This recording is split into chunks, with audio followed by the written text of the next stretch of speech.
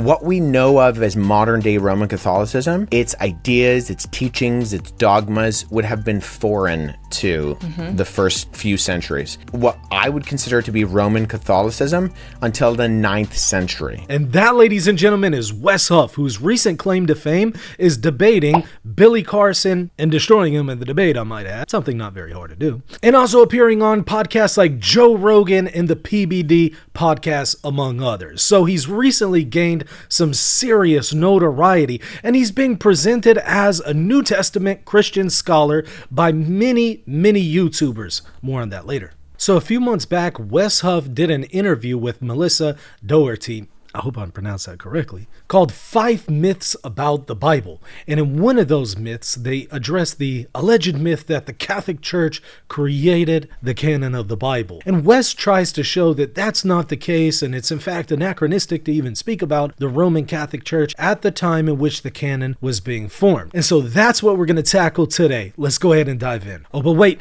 roundhouse kick with Bruce Lee force, that subscribe button. Your thoughts on this? Myth number 3. The Catholic Church, the Roman Catholic Church, gave us our Bible. And I know many Roman Catholics will push against this, but I think even using the term Roman Catholicism to talk about the time period where the canon of Scripture was being discussed is an anachronism. What we know of as modern day Roman Catholicism, its ideas, its teachings, its dogmas would have been foreign to the first few centuries. That's quite the claim, and one I'd be happy to engage with Wes Huff. For full disclosure, through a mutual friend, I did invite him on the channel, but he declined, and so I'll just simply respond here. It's quite the claim to say that the teachings of the Catholic Church are foreign to the first few centuries of church history. In fact, it can be demonstrated that all of the teachings of the Catholic Church originate in the Bible. And so to say that it's not part of the first few centuries would then mean either they don't originate in the Bible or the Bible isn't from the first century. And I'm sure Wes would want to opt for arguing the former. However, numerous Catholics have shown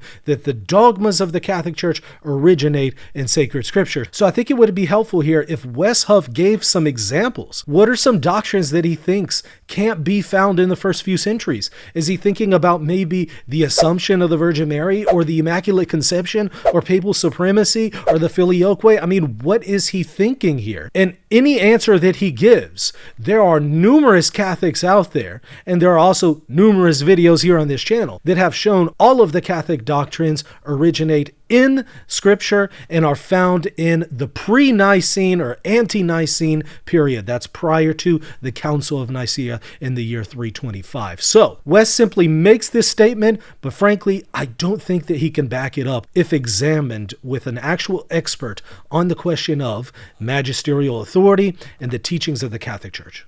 In fact, I would argue that you don't get what I would consider to be Roman Catholicism until the 9th century. Having read numerous church fathers, all of the ecumenical councils, including all of the available acts, I found this to be something that raises an eyebrow, to say the least. So let's hear him out. And the reason I would argue that is because of the 9th century, it's the first time that the Pope, the Bishop of Rome, chooses the Roman Emperor, Charlemagne, and not the other way around.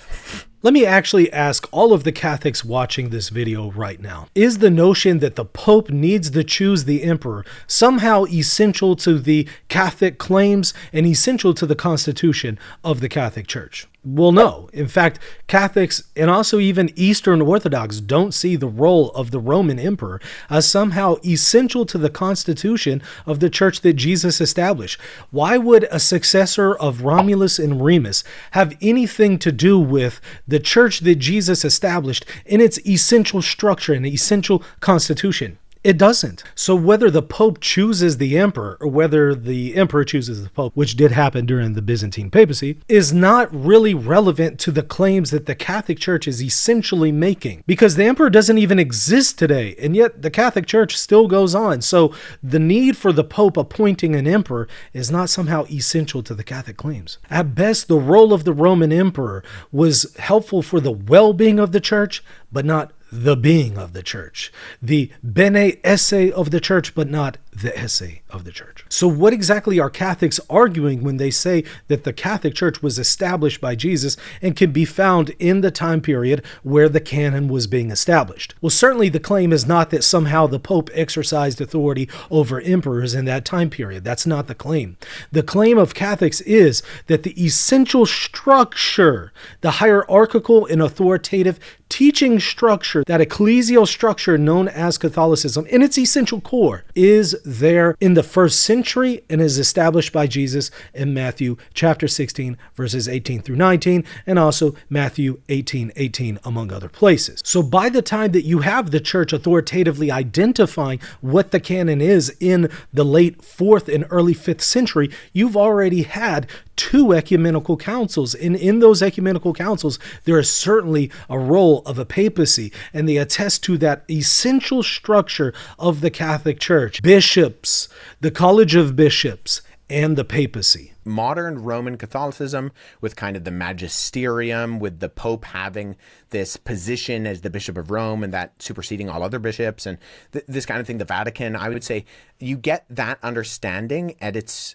kind of earliest fruition in the 9th century. That's just simply not true historically. Aside from all of the attestation I can show you in the patristic witnesses, let me just show you the councils that testify to the Catholic understanding of the papacy and the role of the College of Bishops in the centuries prior to the 9th century. The Council of Ephesus, the 3rd ecumenical council. You're welcome to go and read the entire acts of this council. In this, you will see the role of Pope Celestine as authoritative and consistent with the Catholic position on the papacy. Then, of course, you can read the Council of Chalcedon along with its acts, where you clearly see the authority of Pope Leo over an ecumenical council, where in fact he annuls a canon of an ecumenical council, and the council fathers and the emperor bowed to his authority. Clearly, you have papal authority there in the 5th century at the 4th ecumenical council. What about the Acts of Constantinople too in the year 553, the 5th ecumenical council?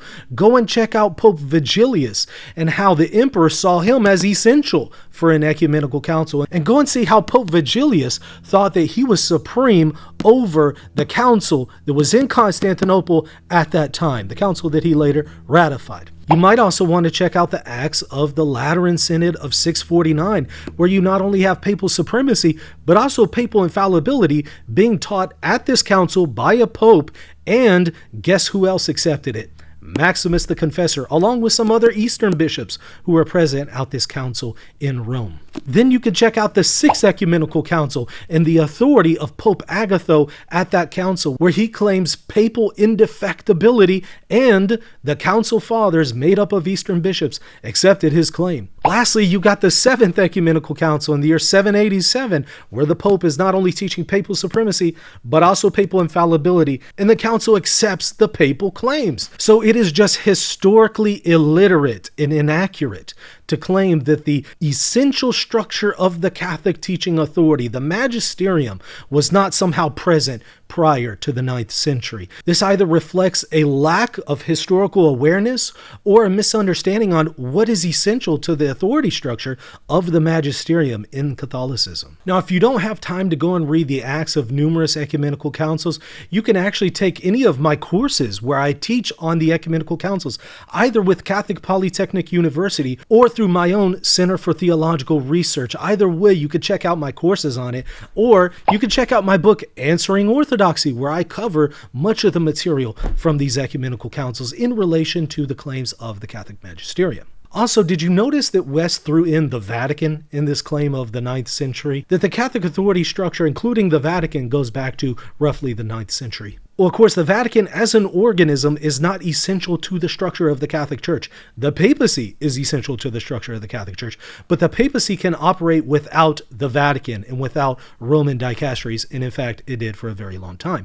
So for him to even throw in Vatican into this discussion tells me he doesn't understand the claims that Catholics are making. You get that understanding at its kind of earliest fruition in the 9th century. And so to apply that to the early period when conversations regarding the canon of Scripture where people are having discussions about recognizing, not choosing, recognizing the books of the Bible, that wouldn't make any sense. So here I think Wes is really overstating his case, because really this distinction between recognizing and choosing the canon is not something that Catholics and Protestants really essentially have a difference on. I think all Catholics are obliged to say that, sure, it's not ultimately the church that chose the canon, God chooses the canon, but rather it's the church that identified authoritatively the canon. So here there really isn't a distinction.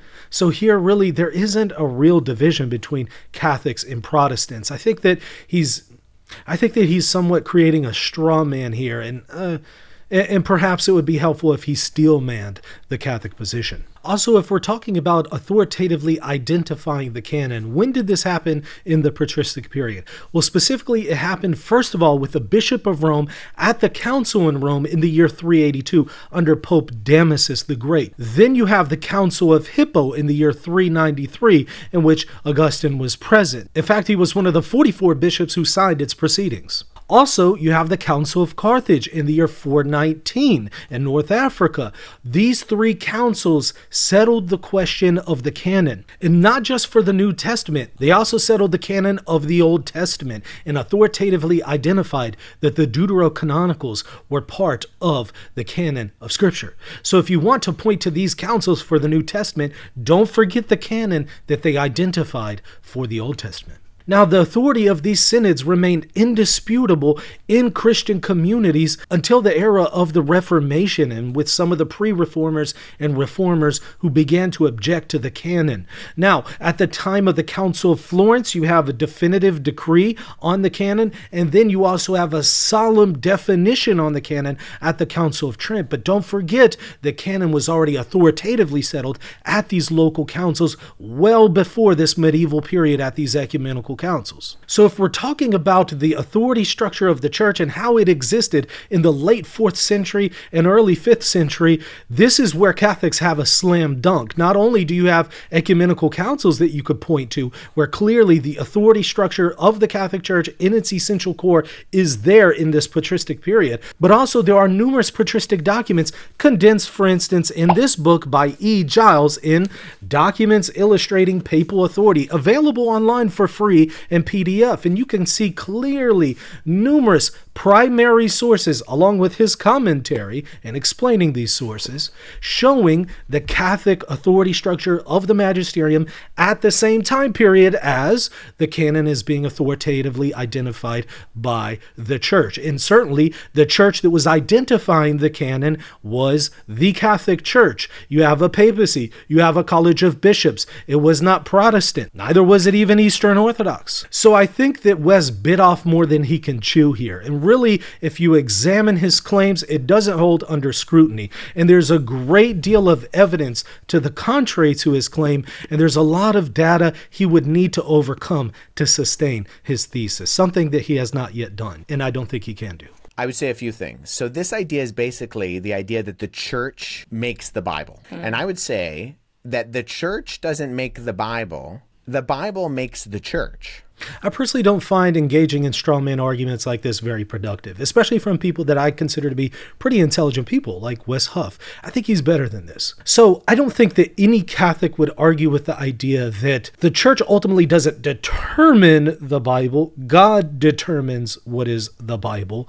But the question is, how does one identify it? And now identify it authoritatively. That's the question. Really, there's no debate here between Catholics and Protestants. This is just a straw man. And yes, there's a general sense in which we could say the Bible makes the church. But as it's rightly been pointed out numerous times by Catholics, you actually have the church prior to the writing of the New Testament. So there's a sense in which actually the church produced the Bible. But frankly, this bit is a red herring, and it's really low-hanging fruit for him to attempt to engage these really, really poor Catholic objections on the question of the canon. I really think that he needs to steelman the Catholic position and engage the best of its arguments, not perhaps the worst of its arguments. The Bible is not a product of the church. The church is a product of divine revelation in Scripture. First and foremost, Old Testament Scripture, right? When you read 1 Corinthians 15, what does Paul say? Well, he's recounting this creed that was given to him, that Christ died, what? According to the scriptures, that he was buried, and that he was raised on the third day according to the scriptures. You have this grounding within God's revelation of scripture. Now, obviously here he's talking about how the Old Testament scriptures have formed the church. And really, I don't know any Catholic that would object to this, but he's playing fast and loose here with the term canon. Obviously, the discussion was about the New Testament canon, and now he's shifting to the Old Testament canon with a brief sleight of hand. I really wonder if you set Wes Huff down and said, Wes, okay, so when Catholics say that they established or identified authoritatively the canon, and then you mention how the Old Testament canon established the church, do you really think that that somehow gets to what the Catholics are talking about? Because clearly they were talking about the New Testament canon, not the Old Testament canon. Do you really think that a Catholic would object to the notion that somehow the New Testament church was established by the Old Testament scriptures? I personally wonder if he would concede that this was a really weak straw man that he employed here, and somewhat of a sleight of hand. Surely every Catholic worth their salt would affirm the New Testament passages that he just quoted, where the church was fed by the Old Testament scriptures. And in that sense, the church was established by the Old Testament. But again, that's not what was being discussed here. Moreover, there was no universally accepted Old Testament canon at this time. So there's a little bit of misinformation here. Yes, the New Testament church was fed by the Old Testament scriptures, but what constituted those scriptures was highly debatable. But we do know the earliest Christians, in fact, the Apostolic Fathers, used the Deuterocanonicals, and they considered them to be scripture, and this is even according to Protestant sources like J.N.D. Kelly. Their main criteria is, does it have apostolic authority? Can we tie it to either someone who knew Jesus or someone who knew Jesus? Here, Wes Huff attempts to offer some kind of criteria to determine what is the New Testament canon, but ultimately it's inconsistent, because here he says that it had to be a writing that was apostolic or somebody who knew an apostle. Aside from the fact that this is arbitrary, why are we including the criteria that this was somebody who knew an apostle? Why not just limit the canon to people who were actually apostles? But of course, First Clement isn't part of the canon, and he knew an apostle. In fact, some people did affirm First Clement as part of the canon for this very reason. And also the question of the status of the book of Hebrews or 2 Peter being apostolic is highly debatable, and so I think that he needs to do a little bit more work here in attempting to point to the criteria of apostolicity. The Bible is not an authoritative list of books. It's a list of authoritative books. The list of books at the beginning of my Bible, if I turn to the beginning of my Bible and I see, oh, here's this table of contents right here. That's not authoritative. That's not inspired. So this is that R.C. Sproul argument that somehow the canon of the Bible is a fallible list of infallible books. We often hear this from Protestants. Now, of course, Swansona absolutely ripped apart this view right here on this channel in a video called Is Gavin Ortlund Right About the Biblical Canon? I'll put a link to that in the show notes. Go and watch it. But a quick summary. If you want to say that this is a fallible list of infallible books, then you are admitting that the canon that Protestants have could, in theory, be wrong. So they could remove a book or add other books because, after all, this is a fallible list. I don't think this is a really productive argument. And again, Swansona shows numerous other reasons why this isn't very helpful. Follow up with that. What do you think their best argument is against that? Like, what would it be they... Playing devil's advocate, what would that be? Well, I think in one way you can say, well, it was obviously the early Christians and the early church leaders who were having these discussions about canon. They're going to say, well, look at the people who are having the conversations. It's people like Origen and Irenaeus and Tertullian and these heavy hitters within the church. Well, this might be what some random Catholic on Twitter might argue, but this is certainly not steel manning and offering the best of the Catholic position. No Catholic would appeal to Origen or Tertullian or to Irenaeus as somehow part of a conversation about the canon. That's just simply not the Catholic claim. The Catholic claim is those councils that I mentioned, Rome, Hippo, Carthage, that were consistent with the Catholic understanding of ecclesiology. They were the ones who authoritatively authoritatively identified the canon. This is indisputable, historically speaking. And it's interesting he doesn't really engage that. Instead, he talks about people who aren't even church fathers. Origen, Tertullian, these are ecclesiastical writers. Origen's condemned at the Fifth Ecumenical Council as a heretic. And so these aren't things that educated Catholics are going to point to. So this was hardly steelmanning the Catholic position. Yes, it is the church leaders who are discussing these things, but and I think you can sort of see that in if you're starting with the presupposition that Rome has this authority, and then you look at these leaders, and it looks like, well, those are the leaders within the church, and if you're thinking of them as Roman Catholic, then the leaders within the Roman Catholic Church, and they're the ones who are coming up with these canon lists. No. And let me just read to you Pope Damasus at the Council of Rome in the year 382. Tell me if he's just discussing the canon or if this sounds like authoritatively identifying it for the Universal Catholic Church. I'll let you be the judge. This is coming from William Jurgen's The Faith of the Early Fathers, Volume 1. It is likewise decreed. Now indeed we must treat the divine scriptures, what the Universal Catholic Church accepts, and what she must shun. And then he identifies the Catholic canon, and it included the Deuterocanonicals. Now notice from the Decree of Damasus, also known as the Tome of Damasus here in the year 382, he says this is decreed, and it's for the universal church. He makes an authoritative judgment on what the church identifies as the canon. It's not just a mere discussion. This isn't Tertullian. This isn't Origen. This is a pope authoritatively decreeing and authoritatively identifying what the canon is. It's conspicuous. Wes doesn't really address these things. I can see why you think that's anachronistic. The Roman Church as we know it today didn't exist. Yeah, that's basically what I would say. And I would say that if you really look at their conversations within context, they don't think that they're giving the authority. It is likewise decreed for the Universal Catholic Church. Sounds like he thinks that he has some authority. It's why am I blanking on his name? Commonly, the canon of scripture is kind of pinned on with Athanasius. No, it's pinned on the councils of Rome, Hippo, and Carthage. This is just basic stuff. So Athanasius wrote it's called his festal letter. It's an Easter letter that he writes. And in it, as part of it, he includes his canon list. And so a lot of people say, well, that's kind of, he lists the 27 authoritatively. And so that's the kind of pin we're going to put on. Okay, we can say I think it was around the 380s. So around the 380s, that's when the canon of scripture is officially established. No, the festal letter was 367. No Catholic appeals to this. It also excluded the book of Esther. And again, I think he's confusing this with the Council of Rome 382, which I just read to you. Because you can look at Athanasius's list, and that's the official list.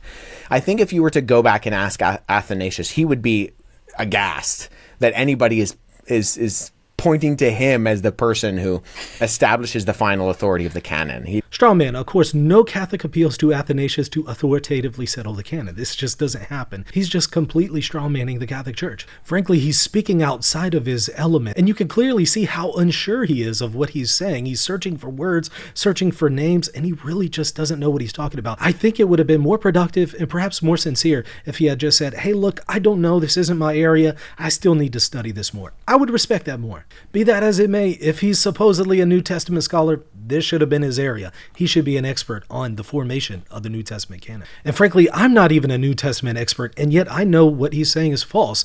And I didn't even have to prepare for this video. I just did this extemporaneously. I don't need any kind of prior research. This is just something I already know. And I'm not even an expert in this area. But I agree, Athanasius would be aghast if he were told that somebody was pinning it on him to authoritatively decide the canon. He did not claim such authority. But you know who he did claim had such authority? You guessed it, the Bishop of Rome. And the Bishop of Rome did just that less than 20 years later. Take a look at this from Athanasius. In the year 352 after Nicaea 325, Athanasius says this: "For since Dionysius, Bishop of Rome, wrote against those who said that the Son of God was a creature and made, it is clear that not now for the first time, but years ago, the heresy of the Arian anti-Christians has been anathematized by all." I stress by all because what he's saying is that the Pope has the authority to decide matters of faith and morals for the entire church. And he says Dionysius of Rome did just that prior to Nicaea. So in Athanasius's mind, the Council of Nicaea wasn't absolutely necessary. All you had to do was look to the judgment of Rome as decisive for all of the church. And this is actually something that multiple church fathers and ecumenical councils themselves affirmed after Athanasius. What then is the purpose of an ecumenical council? Good question. I have a whole chapter dedicated to that in my book, Answering Orthodoxy, and also numerous videos on that right here on this channel. So it's ironic he brings up Athanasius and even says that Athanasius himself wouldn't have thought that he's an authority figure to settle the canon. And yet it's oddly enough Athanasius who believes that the Bishop of Rome has just that kind of authority. Much more can be said, and there was more to the interview, and I could respond to the rest of it, but I think the point has been made. Also, lastly, I want to address the question of scholarship. I've seen a lot of people refer to Wes Huff as a scholar, and I think we need to be really careful in the way that we use this kind of language. Looking at his credentials, he has not yet completed his PhD in the New Testament, and yet Melissa in this interview in the thumbnail calls him a Bible scholar.